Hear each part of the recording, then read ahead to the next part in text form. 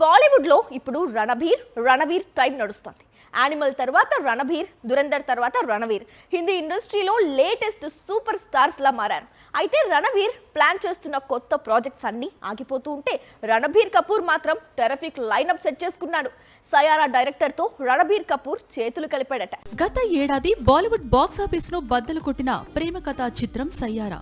ఈ సినిమా తర్వాత సయ్యారా దర్శకుడు ఎవరితో సినిమా చేస్తున్నాడు అంటే రణబీర్ కపూర్ పేరు చెబుతోంది బాలీవుడ్. ప్రస్తుతం రణబీర్ 2 భాగాలుగా తెరకెక్కుతున్న రామాయణంలోనూ, అలాగే సంజయ్ లీలా భన్సాలీ దర్శకత్వంలో లవ్ అండ్ వార్ లో నటిస్తున్నాడు.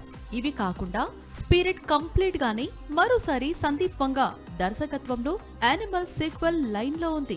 ఇప్పుడు వీటితో పాటు సయ్యారా దర్శకుడితో కలిసి మరోసారి ప్రేమ కథలో నటిస్తున్నాడట.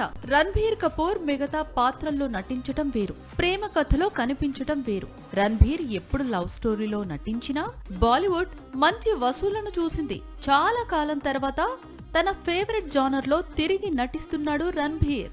సాక్షి టీవీ ప్రసారాలను నిలిపివేయడం చట్టరీత్యా నేరం. సాక్షి టీవీ ప్రసారాల కోసం మీ స్థానిక కేబుల్ ఆపరేటర్ను వెంటనే సంప్రదించండి. డిటిహెచ్లో, ఇంటర్నెట్లో కూడా సాక్షి టీవీ ప్రసారాలను వీక్షించవచ్చు.